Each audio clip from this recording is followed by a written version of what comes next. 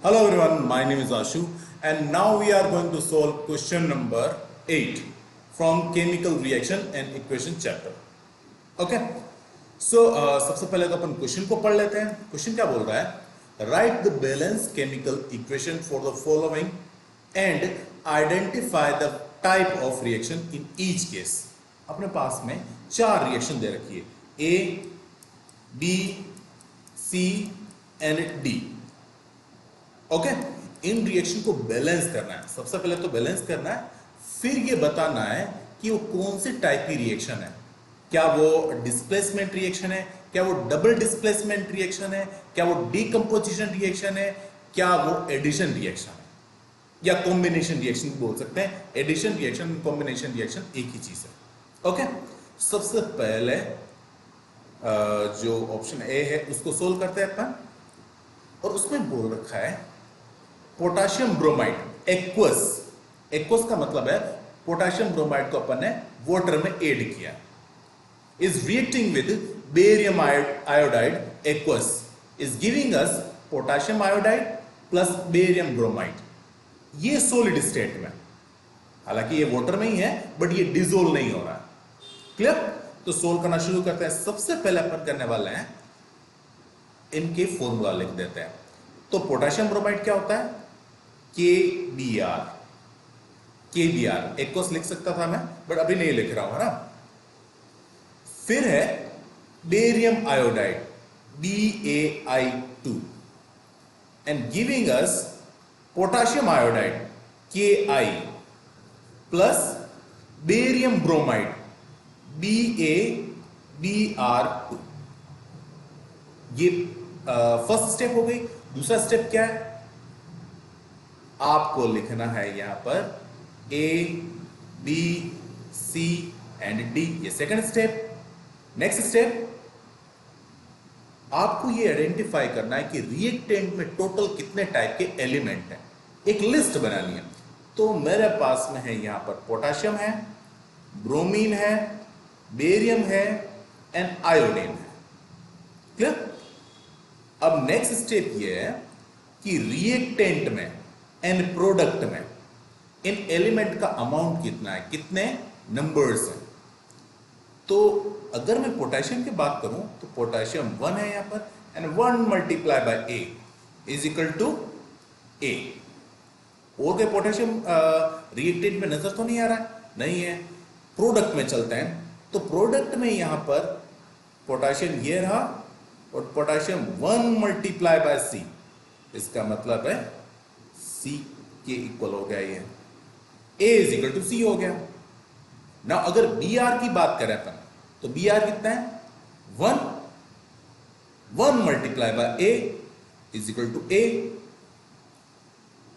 और ये Br product में कितने टाइम है? 2 multiply by D. 2 multiply by D 2D. अगर बेरियम की बात करें तो बेरियम रिएक्टेंट में कितना है? 1 मल्टीप्लाई बाय B. इसका मतलब B हो गया.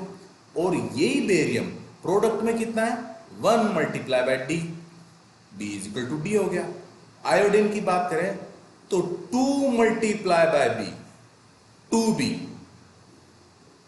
2B is equal to iodine यहां पर प्रोडक्ट में कितना है? 1 multiply by C is equal to C. ये लिख दिया मैं C.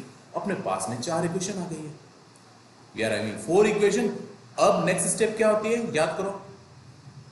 हाँ, तो नेक्स्ट स्टेप है आपको क्या करना है? A की वैल्यू 1 पुट करनी है.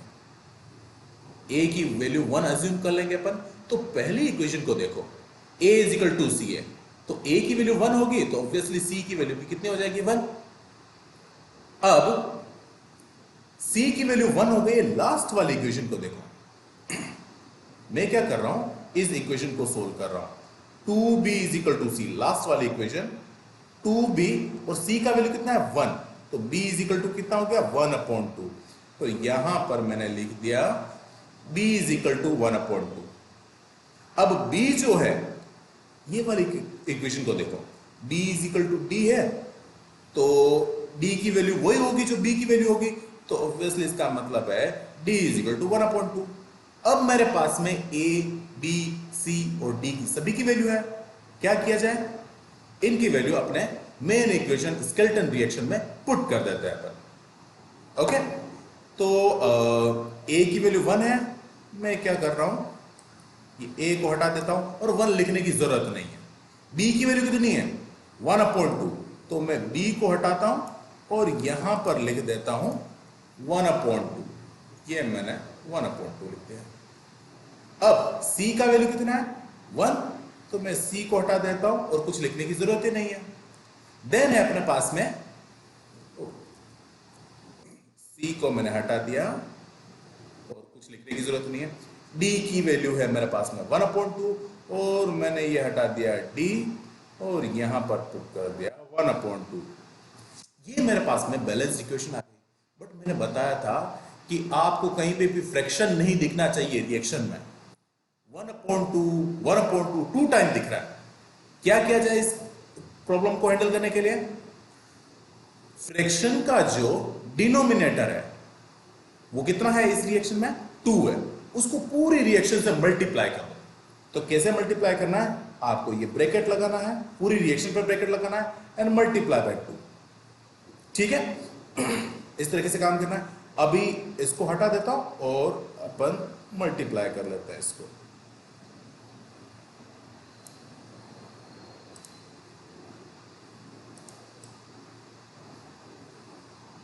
अब मैं जब मल्टीप्लाई करने जा रहा हूं तो ब्रैकेट में सबसे पहली चीज क्या है, KBR। KBR multiply by 2, 2 KBR, 2 multiply by 1/2, 2 multiply by 1/2, BAI2 is giving us 2 multiply bye KI। देखो ब्रैकेट में KI भी है यहां पर, तो KI को भी 2 से मल्टीप्लाई करना होगा। And then last 2 multiply by 1/2 BABR2। अब पूरी इक्वेशन में देखो आपको कुछ कैंसलेशन जगह दिख रहा है क्या, रिएक्टेंट में देख रहा, तो रिएक्टेंट में ये रहा 2 से 2 कैंसल और यहां पर प्रोडक्ट में भी 2 से 2 कैंसल। इक्वेशन क्या बन गई, इक्वेशन बन गई अपने 2 KBR plus BAI2 is giving us 2 KI plus BABR2। ये अपना बैलेंस्ड रिएक्शन है। चाहो तो चेक कर सकते हैं अपन। कैसे चेक करना है, देखो अपना क्वेश्चन खत्म हो चुका है बट इसको चेक करना है, कंफर्म करना है कि अपन राइट थे या नहीं। तो किस तरीके से चेक किया जाता है, आप देखो पोटेशियम कितना था रिएक्टेंट में, 2 था, तो 2 पोटेशियम प्रोडक्ट में भी होना चाहिए। अब ब्रोमीन को देखो, ब्रोमीन कितना है, 2 मल्टीप्लाई बाय 1, ब्रोमीन 2 है तो प्रोडक्ट में भी 2 ब्रोमीन होना चाहिए। देखो 2 ब्रोमीन है। नेक्स्ट अगर बात करें बेरियम की, तो बेरियम कितना है, 1 है रिएक्टेंट में, बेरियम 1 ही है प्रोडक्ट में भी। आयोडीन की बात करें तो आयोडीन कितना है, 2, प्रोडक्ट में भी आपको देख पाएंगे कि वो कितना है आयोडीन, 2 आयोडीन है। इसका मतलब है राइट हैंड साइड और लेफ्ट हैंड साइड दोनों इक्वल है। इक्वल है इसका मतलब बैलेंस है, तो ये कंप्लीट हो गया अपना। अब इसके बारे में बात करें तो पूरी रिएक्शन को आपको देख के पता चलेगा कि हो क्या रहा है इसमें। आयोडीन ने Br की जगह ले ली और Br ने आयोडीन की जगह ले ली। आयोडीन ने डिस्प्लेस कर दिया ब्रोमीन को और ब्रोमीन ने आयोडीन को डिस्प्लेस कर दिया। ऐसा हुआ। या दूसरा ये भी देख सकते हैं अपन कि पोटेशियम ने बेरियम को रिप्लेस किया और बेरियम ने पोटेशियम को रिप्लेसमेंट किया। कितने रिप्लेसमेंट हो रहा है, 2 हो रहा है। तो इस तरीके की रिएक्शन को बोलते हैं अपन कितने डिस्प्लेसमेंट, 2 डिस्प्लेसमेंट। 2 को मैं लिख दिया double displacement.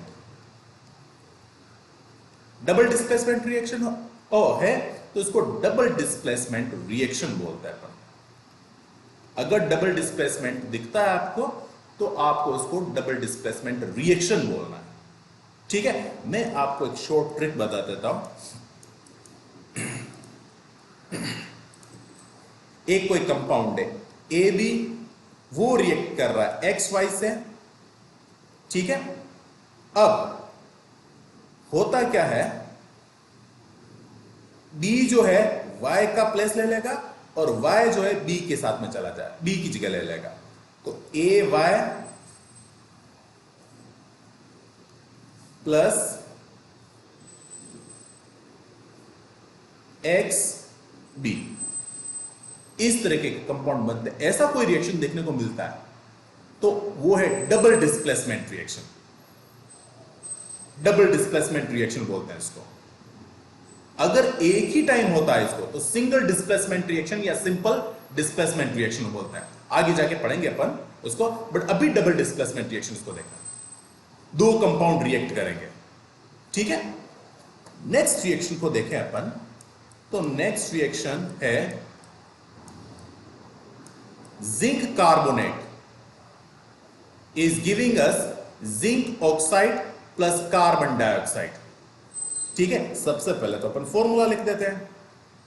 Zinc carbonate ZnCO3 is giving us ZnO zinc oxide plus carbon dioxide. ये रिएक्शन है। सबसे पहले तो इसको बैलेंस कर लेते हैं, फिर अपन देखते हैं कि किस टाइप की रिएक्शन थी ये। ओके, तो कैसे करते हैं बैलेंस? रिएक्टेंट में जितने भी टाइप के एलिमेंट है उसकी लिस्ट बना देते हैं। रिएक्टेंट में मेरे पास में जिंक है, फिर कार्बन है, मेरे पास में ऑक्सीजन भी है। ये लिस्ट बन चुकी। अब रिएक्टेंट में जिंक कितना है, कार्बन कितना है, ऑक्सीजन कितना है। ओ, एक स्टेप अपन भूल गए। देखो, मैं भी भूल गया। अपन ने ए बी और सी नहीं लिखा। देखो, मेरे से मिस्टेक हो गई। तो चलो वापस देखते हैं इसको। जिंक कितना है? 1 मल्टीप्लाई बाय ए। इसका मतलब है रिएक्टेंट में है ए है Zn की वैल्यू। ओके, और प्रोडक्ट में देखूं मैं तो प्रोडक्ट में 1 मल्टीप्लाई बाय बी जिंक। अगर कार्बन की बात करूं मैं तो कार्बन कितना है? 1 multiply by A is equal to carbon यहां पे कितना है? 1 multiply by C. 1 multiply by C, ये मैंने सी लिख दिया। अब अपन ऑक्सीजन की बात करते हैं तो ऑक्सीजन कितना है टोटल? ऑक्सीजन है 3 मल्टीप्लाई बाय ए, 3a।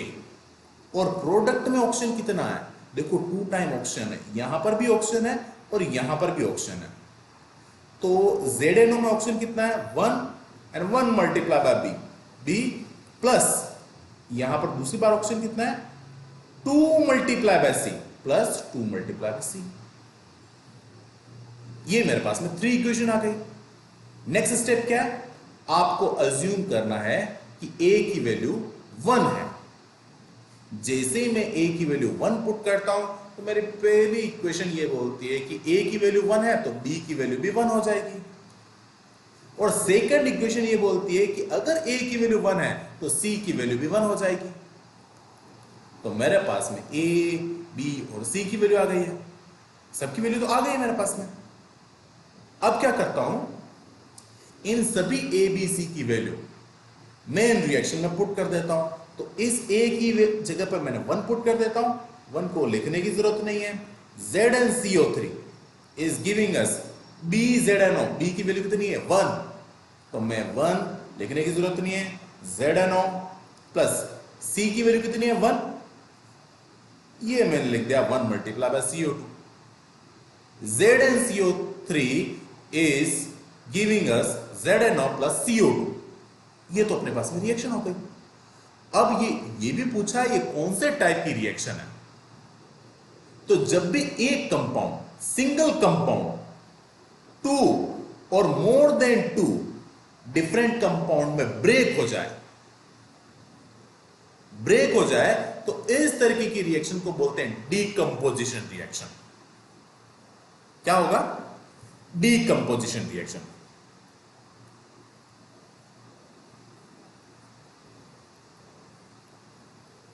कैसे पहचानोगे आप? रिएक्टेंट एक ही होगा और प्रोडक्ट क्या होंगे?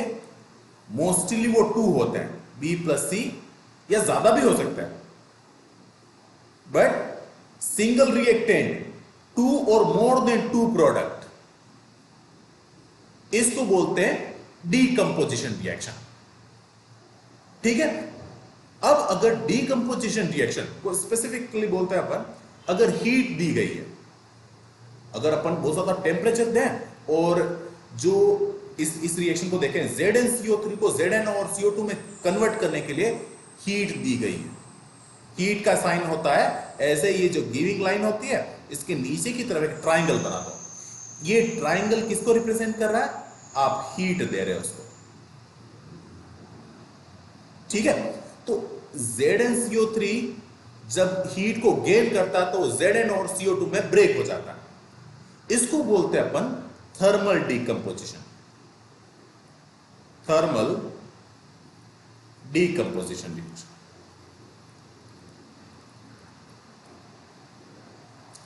बट आपको याद रखना डीकंपोजिशन रिएक्शन। ओके, तो ये रिएक्शन हो गई। एक बार वापस अपन लास्ट में ब्रीफ करेंगे कि रिएक्शन के टाइप कितने हैं और उनकी शॉर्ट ट्रिक क्या है। ओके, नेक्स्ट क्वेश्चन को ट्राई करते हैं। नेक्स्ट है अपने पास में हाइड्रोजन प्लस, देखो यहां पर रॉन्ग लिख दिया है, मैं थोड़ा सा चेंज कर देता हूं। यहां क्लोराइड नहीं है, क्लोरीन है।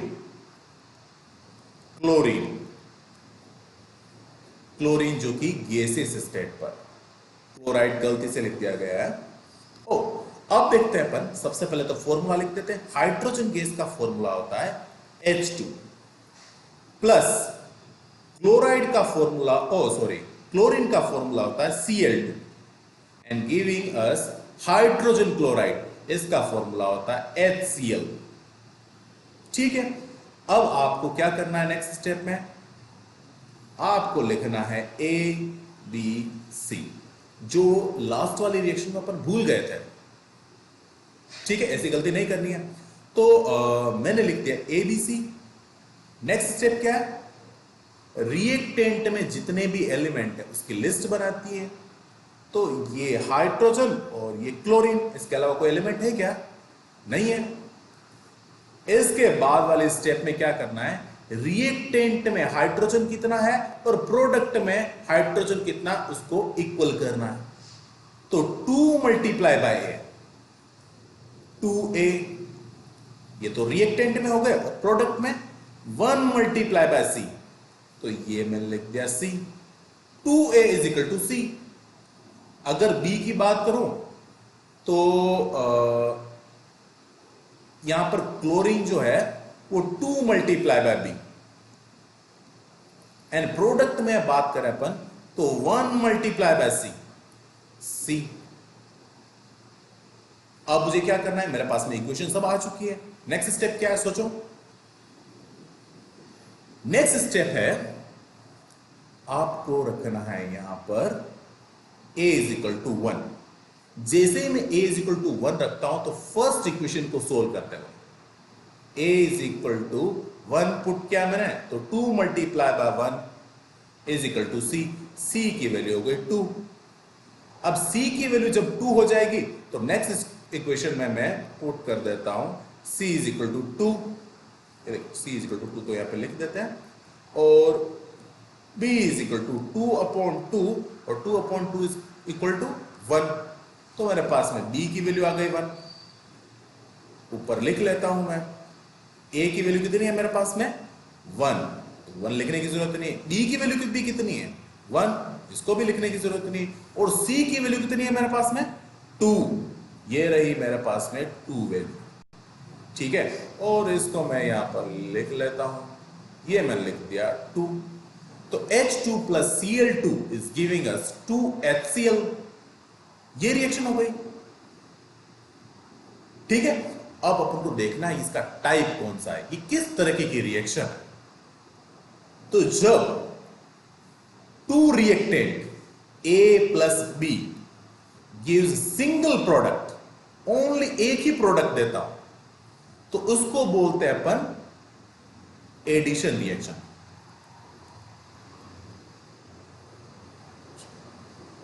एडिशन रिएक्शन भी बोल सकते हैं या कॉम्बिनेशन रिएक्शन भी बोल सकते हैं। ज्यादातर आपको कॉम्बिनेशन रिएक्शन पढ़ने को मिलेगा अभी 10th में। अब 12th में आएंगे या 11th में आएंगे तो आपको केमिस्ट्री में यही कॉम्बिनेशन एडिशन रिएक्शन के तौर पर मिलेगा। ठीक है, अब इसमें ध्यान से देखोगे आप तो जो डीकंपोजिशन रिएक्शन थी, इससे जस्ट पहले वाली पढ़ाई थी ना, उसका जस्ट उल्टा है। उसमें क्या हुआ करता था, एक सिंगल रिएक्टेंट होता था और टू और मोर देन टू प्रोडक्ट होते थे। ये तो डीकंपोजिशन रिएक्शन है। और टू रिएक्टेंट अगर सिंगल प्रोडक्ट बनाए तो उसको बोलते हैं अपन एडिशन या कॉम्बिनेशन रिएक्शन। ठीक है, कॉम्बिनेशन का क्या मतलब होता है या एडिशन का क्या मतलब होता है, ऐड करना। देखो ए को बी के साथ में ऐड कर रहा हूं तो सी मिल रहा है। और डीकंपोजिशन का क्या मतलब होता है, ब्रेक करना। तो सी को दो पार्ट में ब्रेक कर रहा हूं, इसलिए इसको डीकंपोजिशन रिएक्शन बोलते हैं। क्लियर। नाउ एक और क्वेश्चन है अपने पास में, और वो क्वेश्चन है magnesium plus hydrochloric acid is giving us magnesium chloride plus hydrogen gas.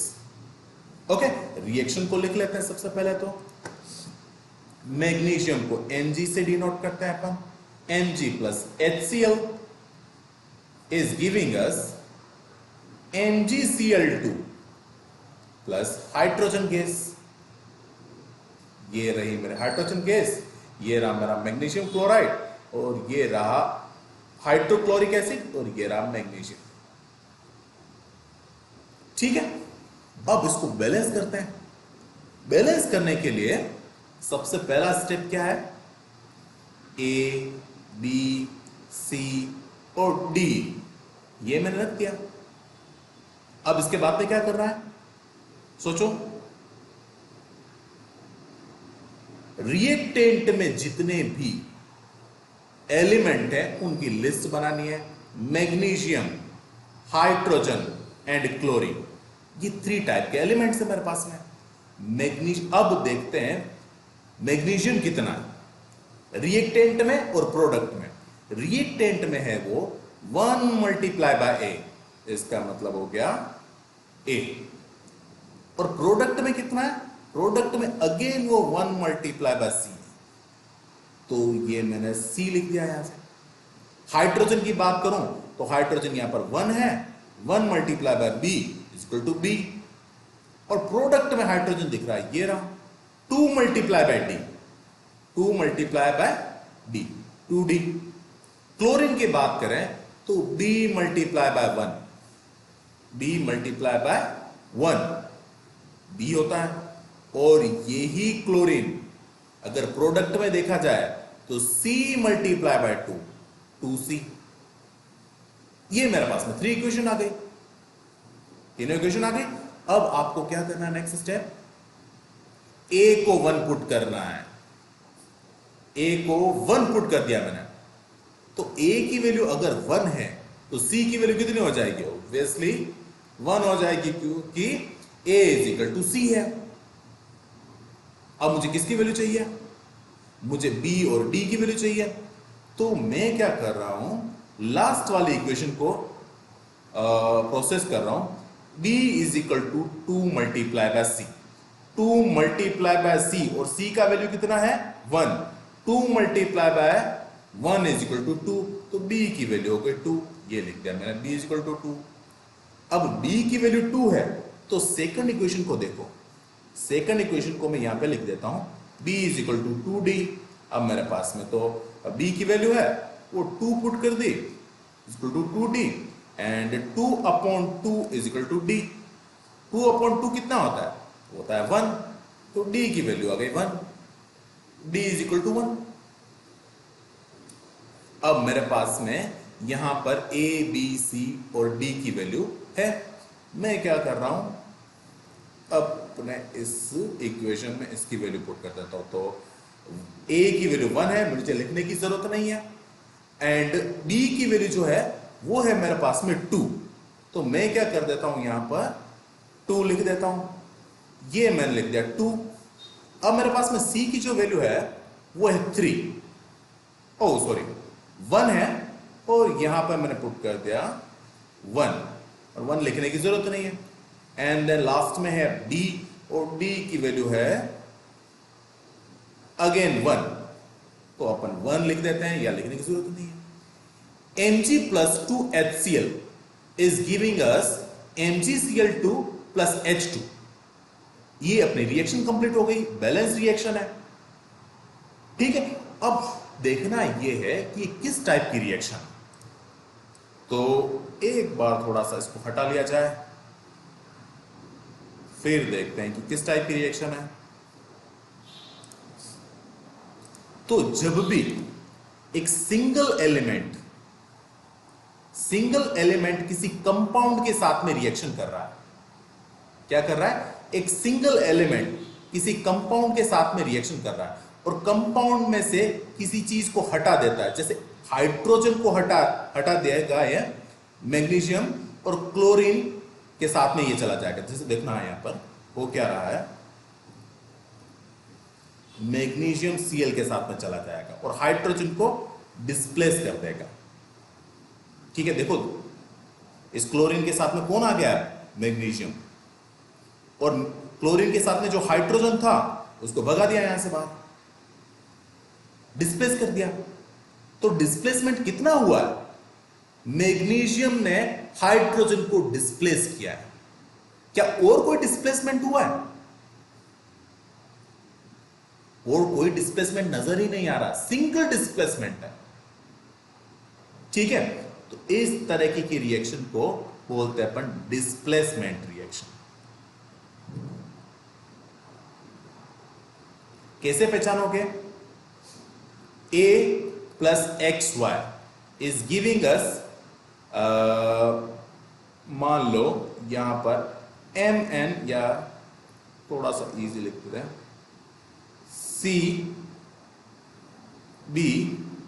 Plus D, ऐसा कुछ हो जाए, या थोड़ा सा और अपन सिंप्लीफाई कर देते हैं इसको, AY प्लस X, ये सबसे अच्छा रहेगा। ऐसी रिएक्शन को देखने को मिले आपको, क्या कर रहा है, A X की जगह ले रहा है और X को यहां से डिस्प्लेस कर दिया।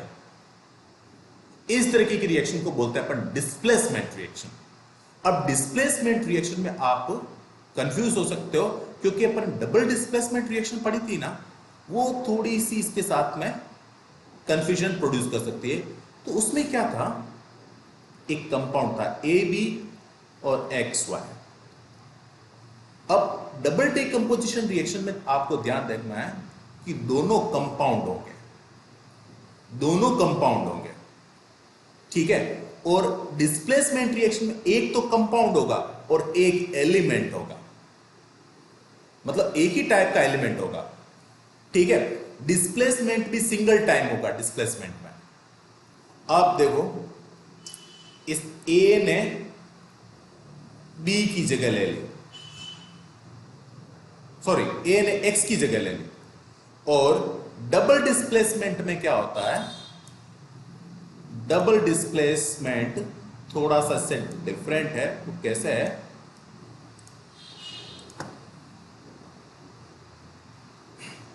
Y ने B को रिप्लेस किया और B ने वापस Y की जगह ले ली, Y B की जगह ले रहा है और B Y की जगह ले रहा है, ऐसा डबल डिस्प्लेसमेंट रिएक्शन है।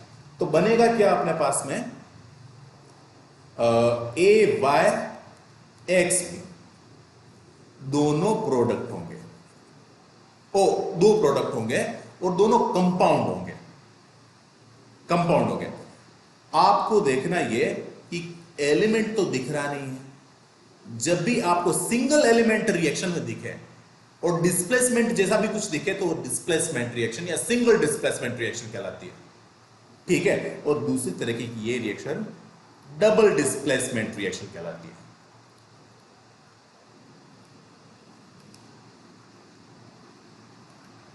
ठीक है, एक बार मैं ब्रीफली सभी के बारे में बता देता हूं।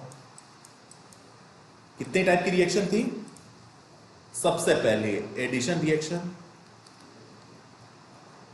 या इसको कॉम्बिनेशन रिएक्शन भी बोलते हैं।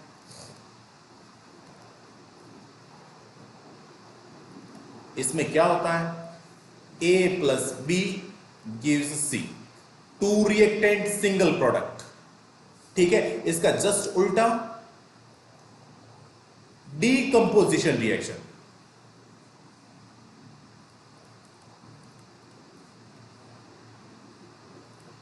डीकंपोजिशन रिएक्शन एडिशन रिएक्शन यानी या कॉम्बिनेशन रिएक्शन की जस्ट उल्टी प्रोसेस है।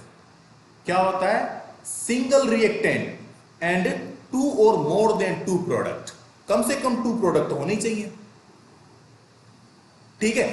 तो एडिशन रिएक्शन को डीकंपोजिशन की उल्टी रिएक्शन के तौर पर याद करना, ठीक है। अब अपने पास में है डिस्प्लेसमेंट रिएक्शन।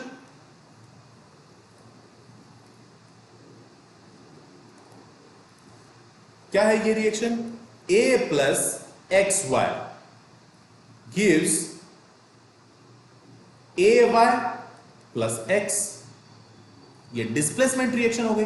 डिस्प्लेसमेंट रिएक्शन में कम से कम एक सिंगल एलिमेंट नजर आना चाहिए, सिंगल एलिमेंटल जो मॉलिक्यूल है वो नजर आना चाहिए। जैसा कि A नजर आ रहा है या X नजर आ रहा है, ये देख लो आप। अच्छा, कंपाउंड और इसमें आप कंफ्यूज हो रहे हो तो मैं बता देता हूं। हाइड्रोजन, इस पूरे मॉलिक्यूल में एक ही टाइप का एलिमेंट है, ठीक है। जबकि CaCO3, CO2, इसमें टू टाइप के एलिमेंट है। जब भी टू टाइप के एलिमेंट हो तो उनको बोला जाता है कंपाउंड, ठीक है। तो आप इसमें देखें, और इसमें रिएक्शन में देखना क्या है, कहीं न कहीं आपको एलिमेंटल दिखना चाहिए, एलिमेंटल मॉलिक्यूल दिखना चाहिए, ये दिख जाएगा आपको। और डबल डिस्प्लेसमेंट रिएक्शन, अगर आप डबल डिस्प्लेसमेंट रिएक्शन देखना चाहते हैं